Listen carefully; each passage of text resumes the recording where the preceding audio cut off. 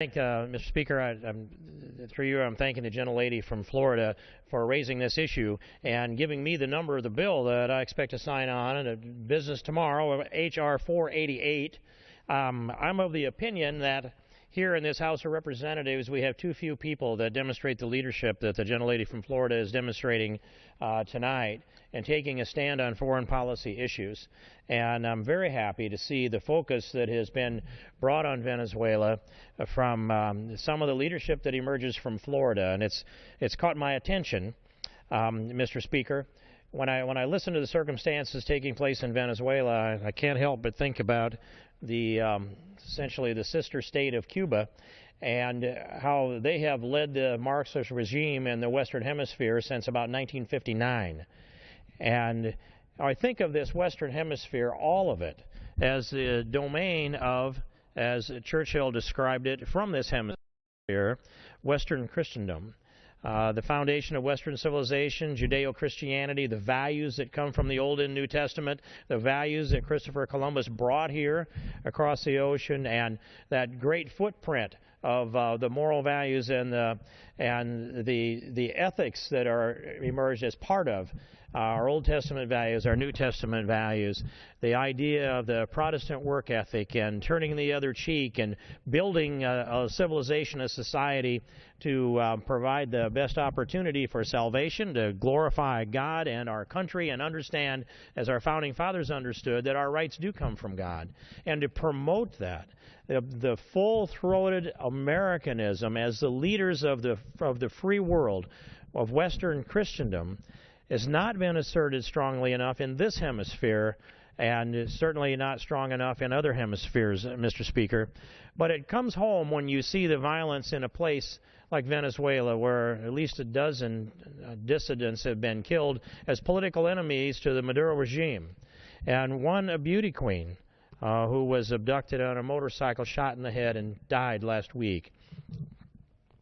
The tragedy that's taking place down there, I can't help but reflect back upon my travels in that part of the world, and recognizing a trip through some of the places such as Argentina and Brazil and Peru and Panama, some of the stops that I've made along the way, and not been to Venezuela, have been to Cuba, Mr. Speaker. But one thing that I recognized is in South America, they don't know America very well. They don't know Americans very well. And they look to the United States as the leader in the free world, the economic leader, the military leader, the cultural leader.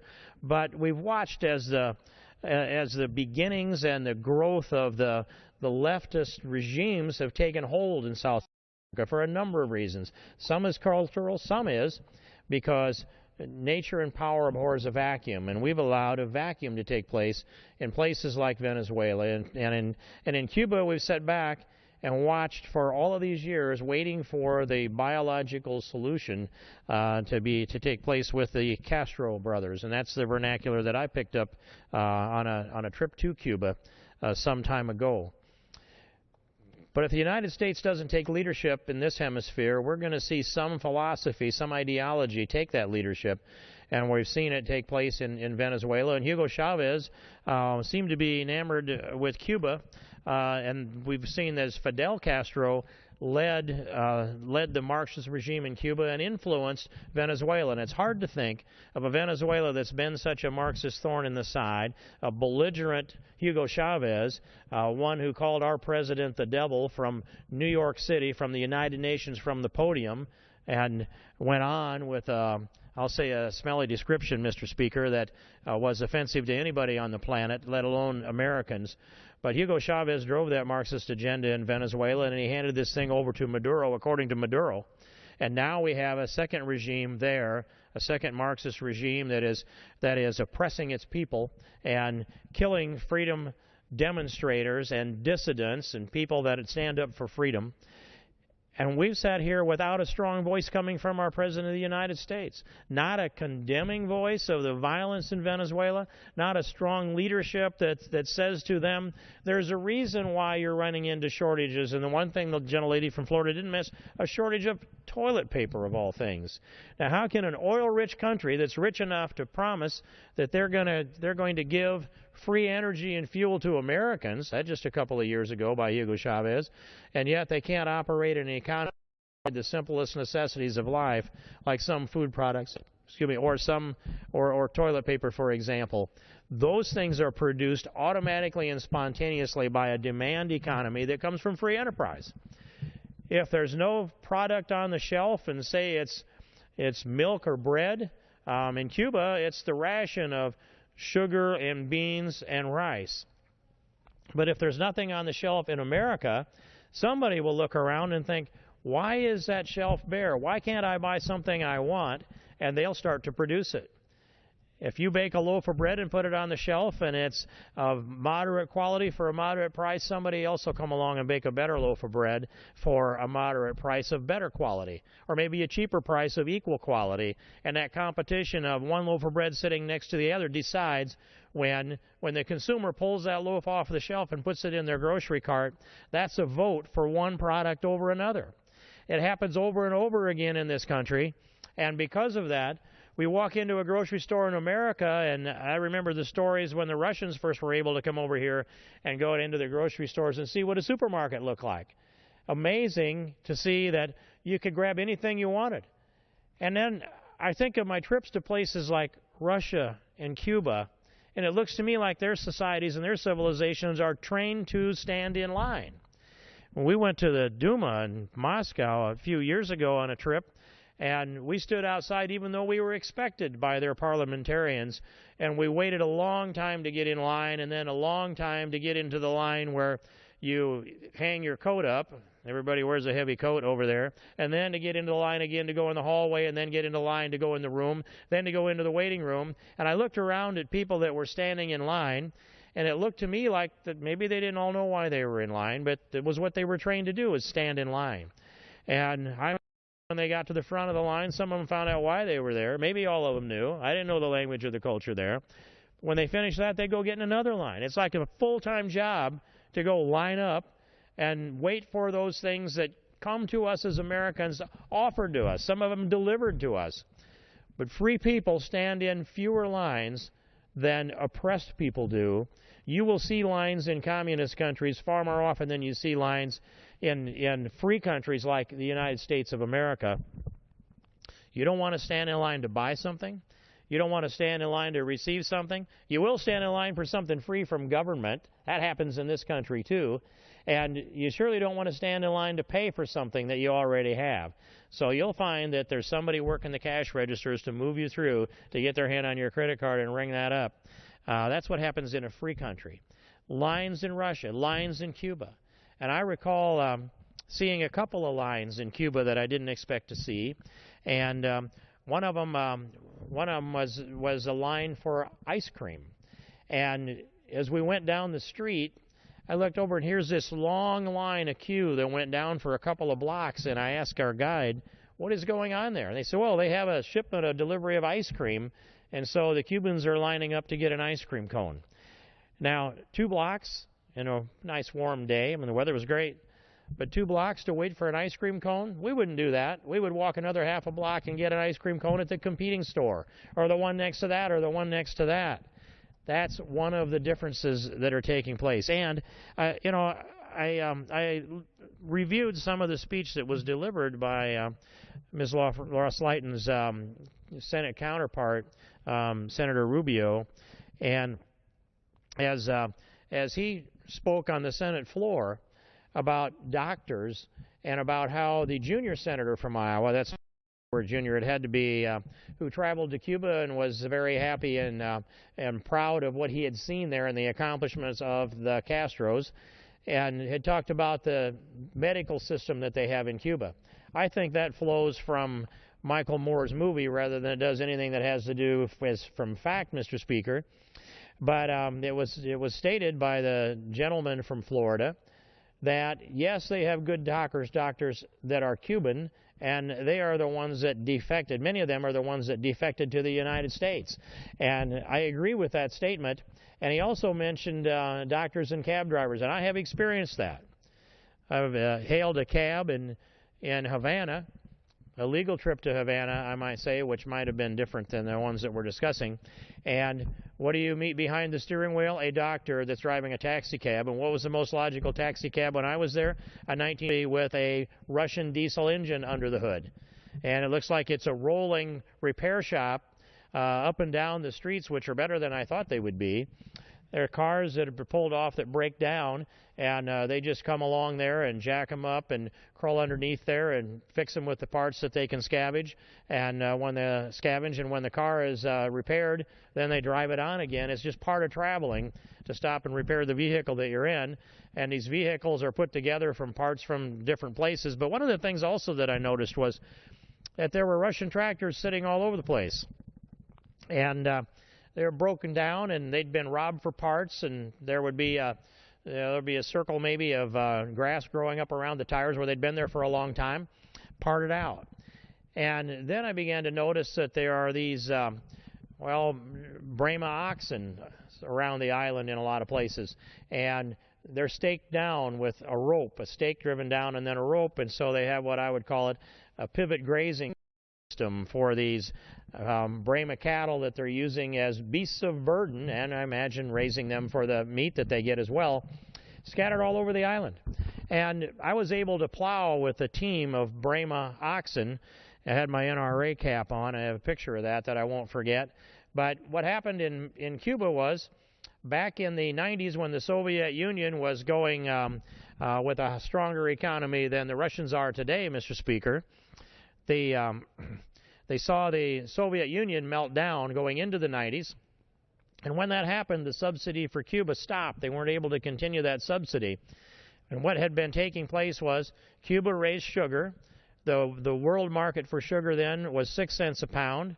And the Russians would send them oil for sugar. The Cubans would ship the sugar to the Russians, and the oil would come, or the proceeds from the oil would come into Cuba. And they were getting 51 cents worth of oil for every 6 cents of sugar that they sent out. And that was how they propped up the government in Cuba. It was subsidized by the Soviet Union. And that was the most important equation of it all. And when the Soviet Union imploded and shrunk back to the client states, declared their independence, and the Russian Federation was formed a little bit over time, and the Cubans had to stand on their own. And when that happened and the subsidy stopped, so did the parts and the support for the Russian tractors that were being used, and they got parked as they broke down, and then they were robbed for parts, and we ended up, it's the only economy that I know of that has gone from an industrialized mechanical tractor production for agriculture back to using animals again and animal husbandry. That is digression, and I'd make that point to my junior senator from Iowa. Cuba digressed. It wasn't progress, it was digression. They digressed to using animals as beasts of burden again when once they had tractors. Russian tractors. They digressed from doctors in the clinic and in the hospital to doctors behind the steering wheel of a 1954 Chevy with a Russian diesel under the hood. And they digressed from a country that had a measure of freedom, however harsh the dictatorship was under Batista, to a nation now that has been oppressed and under a communist dictatorship since 1959. And the senator from Florida also mentioned that they don't have the freedoms there, that even though there was discussion about access to the Internet, I can tell you personally, the senator from Florida is right. Cubans don't have access to the Internet. I was on a trip up to a college up in the mountains in Cuba. We rode up there in the back of a Russian deuce and a half, and it took, about an hour and 45 minutes or maybe 2 hours to wind our way up there into this little campus I'd call them hills, but they said mountains. And as we were interviewing some of the professors there and some of the students there, I was standing next to a gentleman who was from Florida. His parents had escaped from Cuba and still held deeds for land that they owned, or real estate that they owned in Cuba that they had never been compensated for. And he was perhaps the best interpreter that I had ever experienced. His name is Ed Sabatini, and I hope Ed Sabatini is out there somewhere.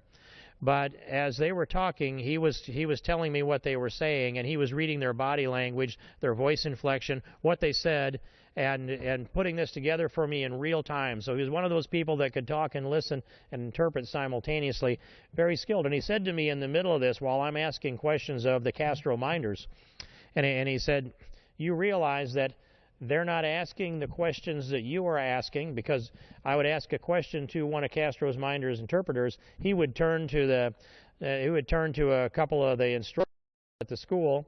He'd ask a question in Spanish, they'd answer it in Spanish, and then he'd return it back to me in English.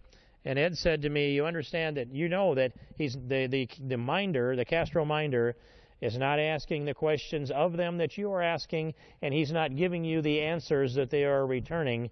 He is telling you something different than you would be learning if you could understand what they're saying. No, I didn't know that. And so we broke away from that conversation, but I had asked, do you have internet here at this school, at this university? And a specific question, and their answer came back specifically, yes, we have internet. You have full access to internet. Yes, we do. We're in the modern world. We have full access to the internet. And so when I learned that they were not answering my questions, we moved away and went down to talk to some of the students that were sitting there on the curb, and began more of a rapid-fire conversation that I was catching up with a little bit after the fact. But I wanted to know, what's this internet look like? Tell me some more facts. And they didn't seem to know how to answer the question on having internet access. But we drilled in to get the answer, and it was this. Yes, they had access to internet, and if they had a question that they needed a response to that they would get from the internet, then they would formally make that request. They would write that request out in a letter form and put the letter in an envelope. And when the Russian Deuce and a Half went down the mountainside to Santa Clara, a community, a small city there near there, they would deliver the request in letter form, and then whoever is the minder of the internet would decide whether they would get them the answer off the internet.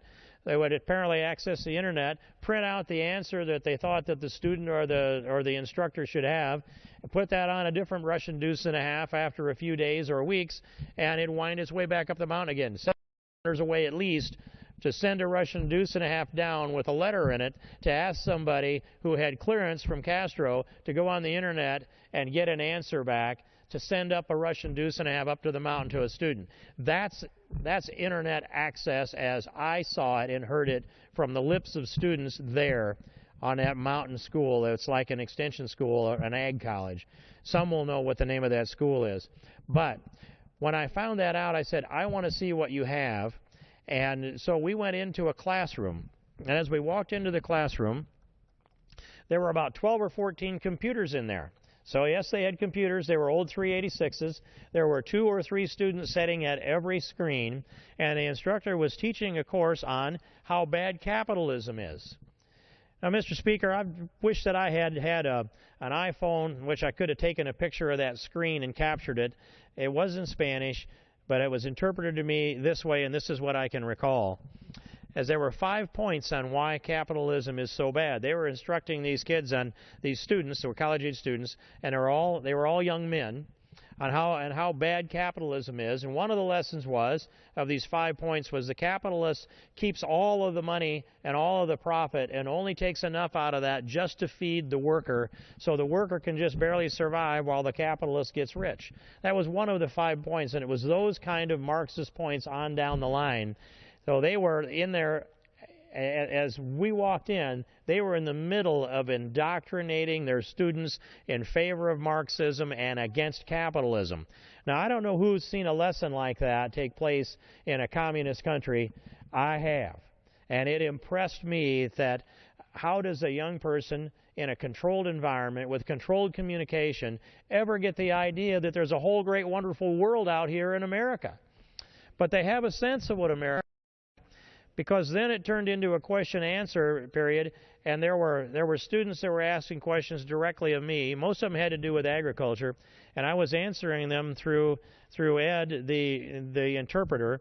And then at a certain point, it became too rapid fire, and he took it over and just did the conversation. But here's what happened. I remember one big-faced young man sitting in the back of the room, and he asked some of the most prescient questions. But these questions were, who sets the markets for your agriculture products, and what would be the price of beans and rice and corn, for example, and oats and wheat. And I answered him that the market sets the prices. Well, how does the market set the prices? Well, there's a buyer that makes an offer and a seller that decides whether or not to take it. If the seller says no, then the buyer might decide to raise his price until they get to a place where they agree. Well, that was an amazing concept that it looked like they'd never heard that before. And then it's, well, no one sets the prices? How can that be that no one sets the prices? And second thing would be, well, how many times, how often does the price change? As well, it can change hundreds of times a day. It changes every transaction because the buyer and the seller can reach at a different point down to the tenth of a penny. A hard concept for them to understand. Another question, who sets the price of land, farmland in the United States? Well, I know about that. The market sets the price of farmland. Another new concept was, well, I mean, no one steps in and assigns a price. No, the buyer and the seller have to agree. That sets the price. And you could see that soaking into their minds as they were asking the questions. And then a question was, why does anyone ever sell land? And I had to explain that sometimes you reach that point in life when you don't want to work the land anymore. Maybe you want to retire. Maybe you want to take your capital out and roll it into another business. Maybe you want to put it into savings. Maybe you want to sell it to a neighbor who can utilize it better. Is high enough. Maybe you're over leveraged with the lending institution and you have to sell off a piece of land to get liquid again. Maybe the economy went bad and you went broke and you had to sell it all before the bank foreclosed it, or maybe the bank foreclosed and then sold it all out from underneath you, as we would say. All of these were new concepts for these young men in this classroom in Cuba that I had been told by the Russian, or by the Cuban, by Castro's minders, that yes, they had full access to the internet, they had computers, and they were connected to the modern and real world. Well, what I found out was, yeah, they had old 386s, they were sharing them, 2 or 3 at a station, and they were learning on the screens of these computers and the old font style that you would see with that kind of green screen with white lettering on it. They were learning the perils of capitalism and the merits of Marxism. So that's the kind of minds that are influenced by the Castro regime, and we have had an embargo on trading with Cuba for a long time, and we've got a lot of years invested in it, and we need to keep it in place, and we have to have a kind of leadership in this country that can inspire people to step up and take their island back. We need a kind of leadership in this country that can inspire the people in Venezuela to step up and take their country back. We need the kind of people, the kind of leadership in this country that will send the message and go down and stop and visit and inspire in country after country in this hemisphere. Even if we're only speaking about this hemisphere, to inspire the people of Central and South America to embrace the kind of life that we enjoy here. What's the difference between the United States of America and countries in points south isn't because we're blessed with an extraordinary amount of natural resources that sets us apart. They have a lot of natural resources down in South America too. And it isn't because our climate is so much preferred to theirs. They have a favorable climate in most of their continent as well. And a lot of people go down there because their climate is favorable to ours. I have a cousin who spent 8 years in the Peace Corps in Tegucigalpa, and there he sat in the mountains. He had the only refrigerator for miles around, and it's because he's a diabetic and he needed to keep his insulin in a propane-powered refrigerator. And I talked with him those years ago, and I said, what's the yield potential for corn? Now, we'll raise now over 200 bushel an acre in our neighborhood, and down there, a decent crop back then was a little over 100 bushel. And he said it's got the potential to raise 100 bushel. What does it need? It needs fertilizer. It needs seed corn. I said, can't you get fertilized and seed corn down there? And his answer was, after I pressed him very hard in those idealistic years when we're still young and haven't experienced a lot of the world, and he more than I had, and his answer was, you have to understand the mindset when you're in subsistence agriculture as opposed to agriculture for profit. And he grew up on a farm. He said the difficult thing you have is to try to not get so hungry that you have to eat your seed corn. That's a different mindset. We do capital investment here. We wouldn't think of starting a house and building a house, very often at least, unless we had the capital lined up to go in and build that thing and frame it up and close it in and get it wired and get the utilities all set up, put the roofing and siding on and pave the driveway. We might even sod the lawn and have that all penciled into our deal, and then we start. Down there, it's a different attitude. They get a little bit of money together, they'll go buy a few bricks and put that in the wall of the house. They get a little more money, they do a little more. They might be building on that house for years and years and years. Maybe they don't get to ever live in it, but their children do. Maybe their grandchildren move into that because they don't have access to capital like we have. Because, guess what, Mr. Speaker? Because they're not capitalists. They're Marxists. And they live with the oppression of Marxism, and it has to be mind control and thought control. And if you fear that your neighbors are going to report you to the regime, if you even fear that your family members that sit around the supper table with you, that one of them might be currying favor with the regime and report what you said at the supper table at night, after a while it disciplines your thought to not think those things anymore. Because what you think eventually you might say, and what you say might get you in trouble with the regime and might get you imprisoned, incarcerated, and then you can be the subject of the regime and have to suffer through the incarcerations that we know of the dissidents that are there in places like Cuba and Venezuela. I'm amazed that one could be impressed with what Cuba has built. I don't know that anybody's particularly impressed with what Venezuela has. They do have oil. They're blessed with natural resources. They've got the wrong form and the wrong system of government, Mr. Speaker. What makes people, gives people an opportunity that gives them prosperity, that lets them plan not only for their future and put in capital investment, build a home, get it paid for, put some money in the bank, have an investment for a 401k so that you can live comfortably in your retirement. Those things come from capitalism, from free enterprise or free enterprise economy. They don't come from a Marxist state that is a central command that controls it all. And I'm very troubled that the inspiration that the United States isn't being utilized to the extent that it needs to be. So as I look at the void in our foreign policy, and I look at a president who has made it his foreign policy to lead from behind, and then I look around the world, where is the leadership vacuum, and power abhors a vacuum, so it rushes into that vacuum. And right now, there's a bit of a power vacuum in Venezuela. But I don't know that we have any kind of a plan or a strategy to even voice that strong support for the freedom-loving people that live in places like Venezuela and Cuba. Let our light shine. Send the message to them. Get this operation going so that one day we can see the Western Hemisphere not only just be the foundation of Western civilization in the modern world, but it can grow and prosper, and we can live in peace and harmony by free enterprise and free trade and open access to everybody's market on an equal basis, not on a preferential basis.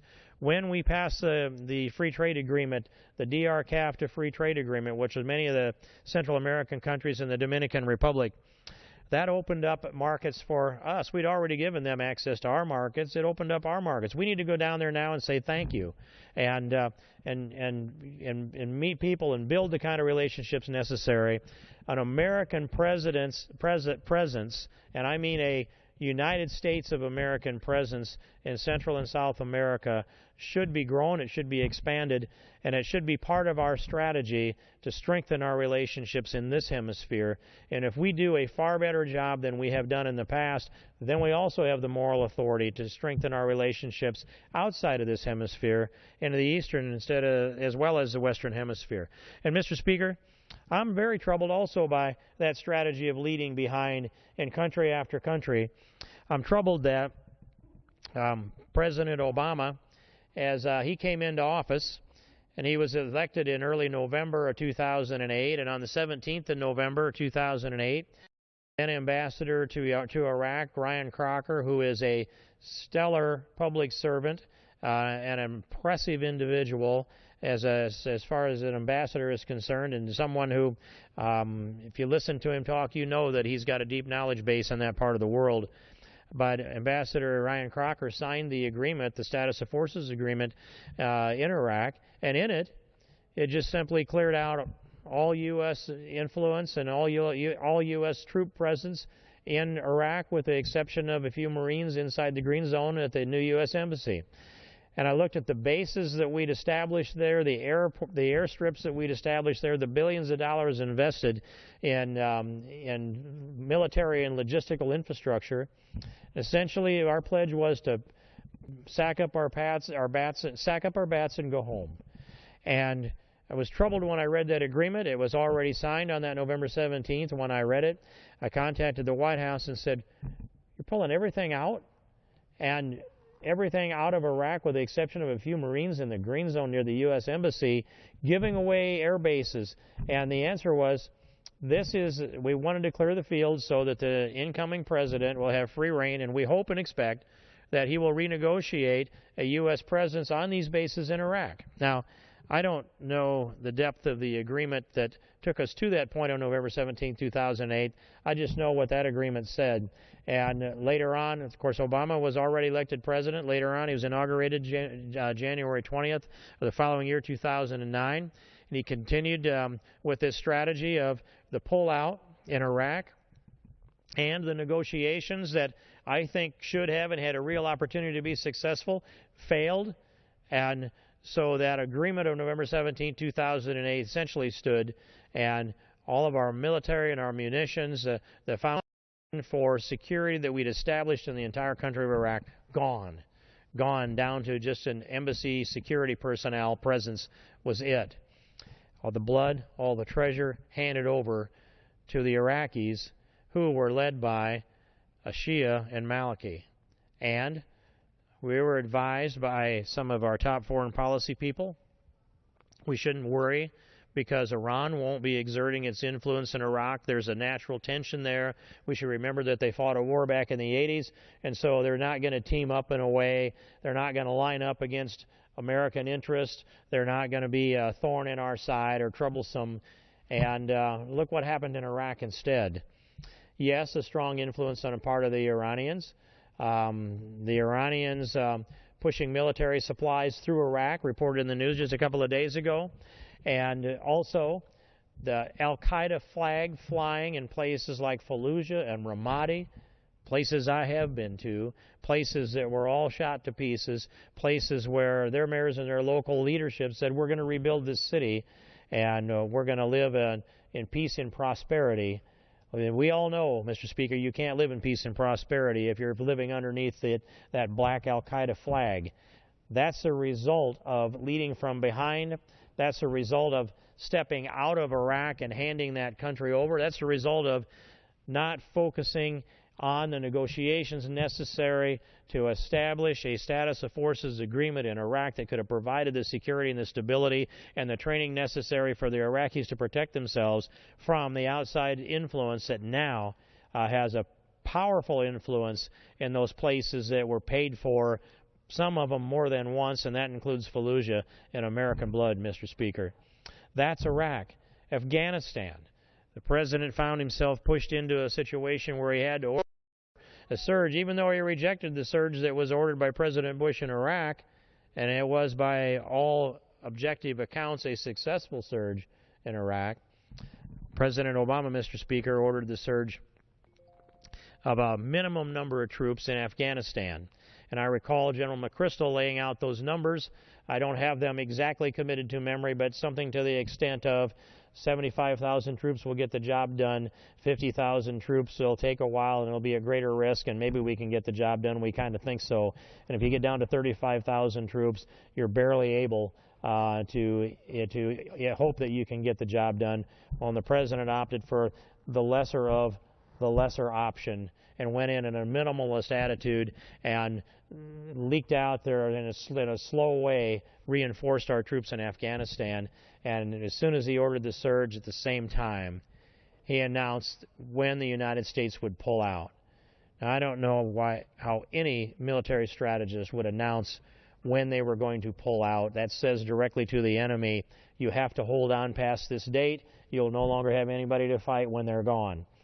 I think, Mr. Speaker, that leading from behind has created a vacuum in Iraq that's being filled by al-Qaeda and by the Iranians, and the conflicting Iraqis again, and leading from behind in Afghanistan as creating a vacuum that's being filled by the Taliban. And when we look at where this is going, I'm asking, what's our objective there any longer? What are we trying to preserve? I haven't heard this president tell us his goal or his objective, but I do know this, in listening to the chairman of the Armed Services Committee and the news press conference just yesterday, I would boil down what I heard from the esteemed chairman, Mr. McKeon, and that is this: if you're going to order our troops into battle, Mr. President, Commander-in-Chief, then you owe them your support for them, but also for their mission. You can't say you support the troops without also supporting their mission. And that needs to be in a full-throated way articulated by our Commander-in-Chief. And if you support the troops, you can't do so unless you also support their mission. And if you're their Commander-in-Chief, you have to articulate that mission and let them know that the sacrifice is worth it and why the sacrifice is worth it. If you don't think so, you have to give a different order. That's those parts of the world. Now I take us to Egypt, and this is the foreign policy discussion, Mr. Speaker, the ones that we don't have very often in this Congress. We can go a whole year and not have a debate on foreign policy. But throughout the Middle East, Egypt and Libya and Lebanon and Israel are countries that I visited with a small delegation of members right before Christmas. So it's fairly fresh. And in Egypt, it was a very interesting stop. The things that I've learned there and the view that I have on Egypt doesn't match up with our State Department view, which is, I think, a mirror in an effort to reflect the President's view.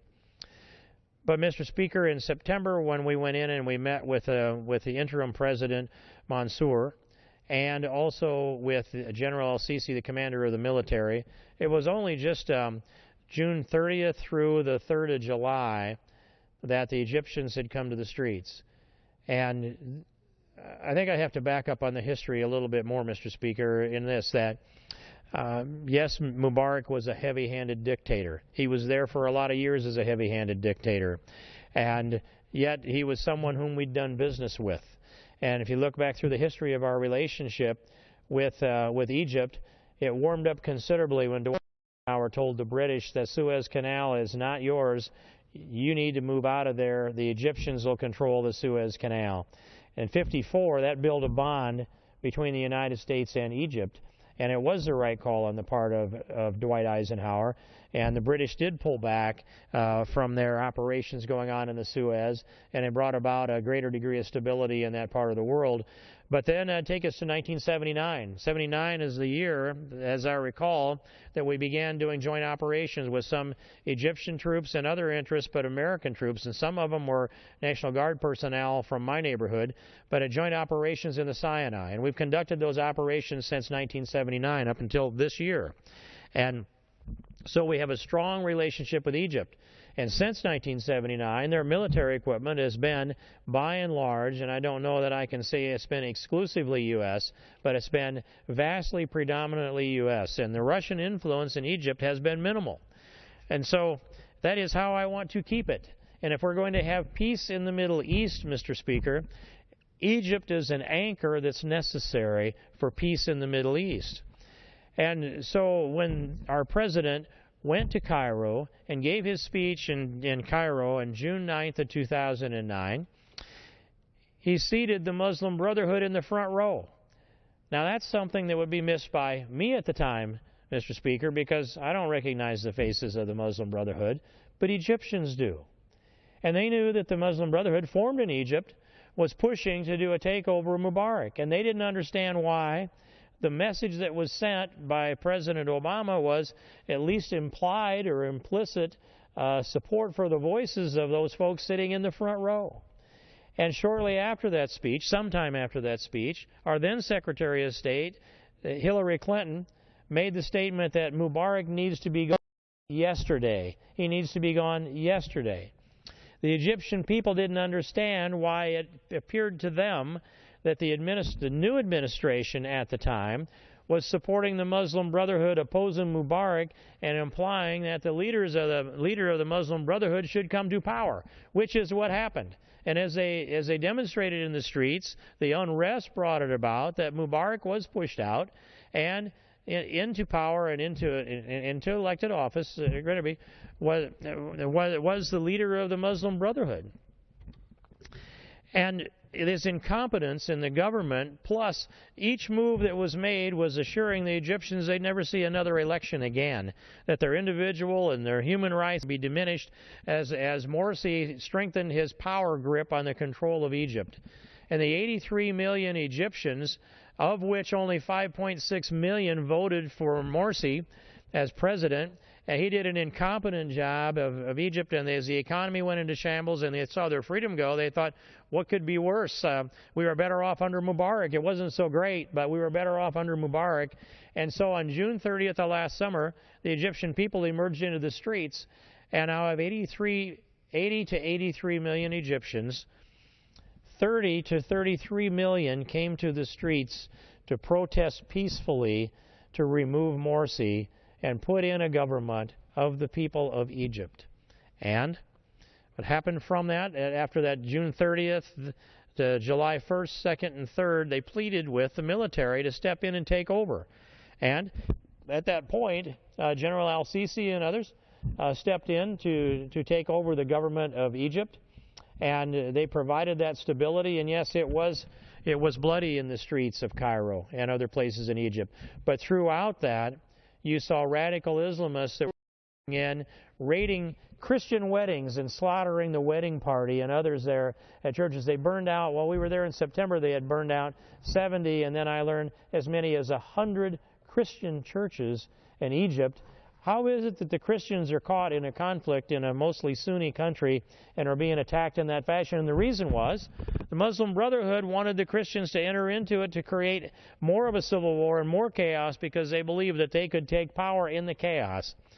But the Christians instead said, and they're less than 9% Christians, over 90% Sunni Muslims in Egypt, they said, we are going to pray for these people who are destroying our churches and killing us, and we're going to forgive them, and we're going to pray for peace. And that was a component that brought about the demonstrations in the streets last summer that I mentioned from June 30th until at least July 3rd. And out of that came the stability from the turmoil, however bloody, a stability from the turmoil with interim President Mansour and with General al-Sisi in command of the military, who told us in September of last year, as did President Mansour, we are writing a constitution, and in this constitution, we're going to offer it out to the people when we get it polished up and ask them to go to the polls and vote and ratify the constitution in Egypt. And that was September as they made that promise. When I returned in December, shortly before Christmas, I sat down with the chairman of the Constitution Committee and remarked that they had written the Constitution, and it had been published shortly a couple of weeks before we got there. And I said to him, you know, you had promised us that you were going to produce a Constitution and have it delivered to the people of Egypt in November, and I noticed that it didn't show up until December. And he looked at me and he said, we were only 72 hours late. 72 hours into December. I think that's pretty good for government, don't you? And I smiled and laughed and said that if you were in my country and asked me a similar question, I would hope that I would be astute enough to give a similar answer that you gave to me. 72 hours into December, they produced the Constitution. They put it on the ballot after we left, which was January 14th and 15th. It passed overwhelmingly by a vote of the people of Egypt. It sets up elections in Egypt in a couple of months, and then elections for a new president down the line less than 3 months after that. And we're seeing the pieces be put in place, even though the news media reports every outburst of unrest that's there. I see stability being anchored in Egypt, but it's not being anchored by the leadership of our administration. It's not being anchored by the leadership out of our State Department. It's being anchored by the voice of the people of Egypt and the good judgment of those whom they have empowered, and I think will continue to empower in the upcoming elections. When we're told that that the Russians, we don't have to worry about the Russians doing business in Egypt because they don't give anything away. They don't give any military equipment away. They have to sell everything, and that the Egyptians don't have any money. It would seem that there wasn't a calculation done for the loans that are offered out of the Saudis and out of the United Arab Emirates. But now we have the Russians that have negotiated a military equipment deal with the Egyptians. First time that I know of since 1979. I'll say pre-1979. We didn't need the Russians in Egypt. They filled a vacuum due to lack of leadership, a vacuum created by the implication that the president and our administration is supporting the Muslim Brotherhood. The Egyptian people ask us, why do the Americans support the Muslim Brotherhood? We're trying to get them out of here. And my answer to them, conference in Cairo twice, was this: the American people do not support the Muslim Brotherhood. In fact, the American people oppose the Muslim Brotherhood. And I believe this administration is on the wrong side of the issue in Egypt. And I think they'll have to turn that giant ship of state around slowly, because the administration will have to save face. I can't expect that the president is going to go out into the Rose Garden and step behind the podium with the Great Seal of the United States of America and say, I came to confess that I was wrong in Egypt. No, there will have to be some smoke and some mirrors, and if things go as well as they can over a period of time, we can ratchet our policy around to get behind the voice of the people in Egypt and strengthen our relationships there, the economic relationships, the trade partnership relationships, and strengthen the military relationships, so at least they have the equipment that we have promised them so they can fight off Al-Qaeda in the Sinai. So we say Al-Qaeda growing in the Sinai, and we say to the Egyptians, you're going to have to go short of some of the equipment you expected from us because we don't like the idea that there was a duly elected Muslim Brotherhood president that was so bad that 30 to 33 million Egyptians poured into the streets. Can you imagine, Mr. Speaker, if that percentage of the population, say roughly 40% of the population of the United States, were all in the streets in the same day? Can you imagine what that would be like if 120 million Americans, 125 million Americans came to the streets and stayed there from June 20th until July 3rd? Do you think it'd bring about a change in the policy and in the government in the United States with that kind of unrest? Well, that's the magnitude. And I've only seen this magnitude a few times. I can think of a time when we had the magnitude of that kind of response in the nation of Georgia, when the Russians went in and invaded South and the other client state, and went in and invaded and occupied. I was there shortly a week or so after that. They had hands across Georgia where they said a million of the roughly 4 million Georgians were in the streets. I saw thousands of them with their flags wrapped around their shoulders, their babies wrapped up in their flags, standing together in unity. When people come out of their homes to the tune of 25 or 40% of their population, you know something's wrong, Mr. Speaker. And that didn't get the attention of this administration enough for them to start to ratchet our policy around and come behind the voice of the people. Still, they insist that there was a duly elected Morsi, and whatever happened after that, we're going to stick with the guy because the people of the Muslim Brotherhood were sitting in the front row when our president gave a speech in Cairo. And it sent a message, and it was a factor in the change in power in Egypt, and it was helpful in bringing Morsi to power. When Morsi came to power, the Muslim Brotherhood was in power, and they did consolidate their power, and they did begin to shut down the rights of the people of Egypt, and the Egyptians rose up. And it's because of a vacuum, and it's because of leading from behind, and it's from having sympathy for people who carry within them the values that are contrary to that of the United States, and that's the Muslim Brotherhood. That's just Egypt.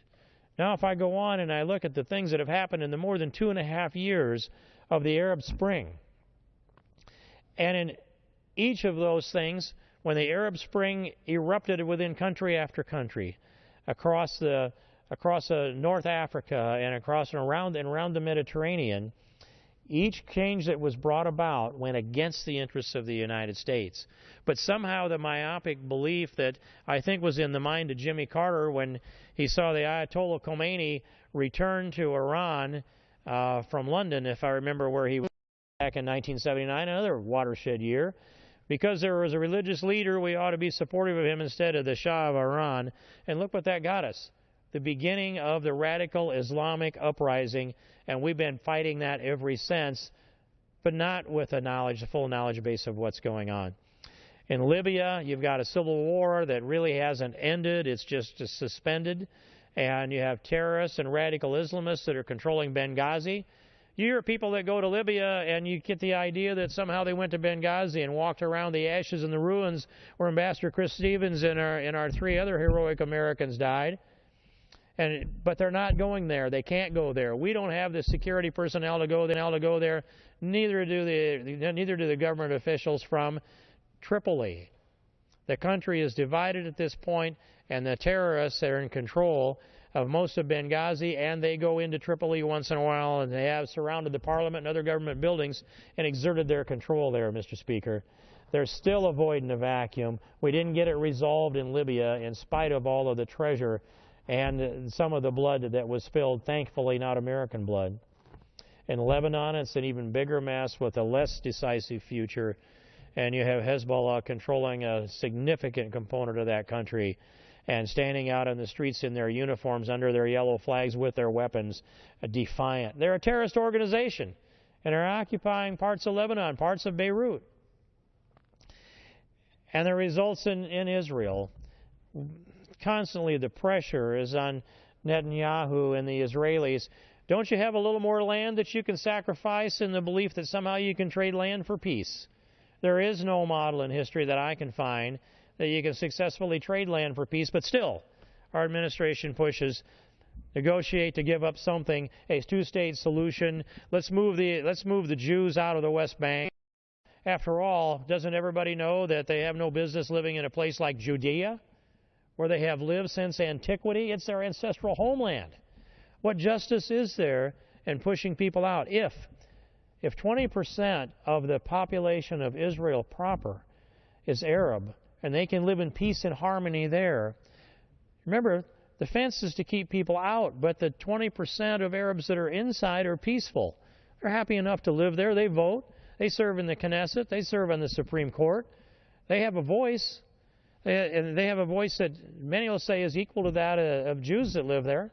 There's some question about it. But if they can live in relative harmony in Israel proper, why is it that the Jews don't have a right to live in places like Gaza or the West Bank?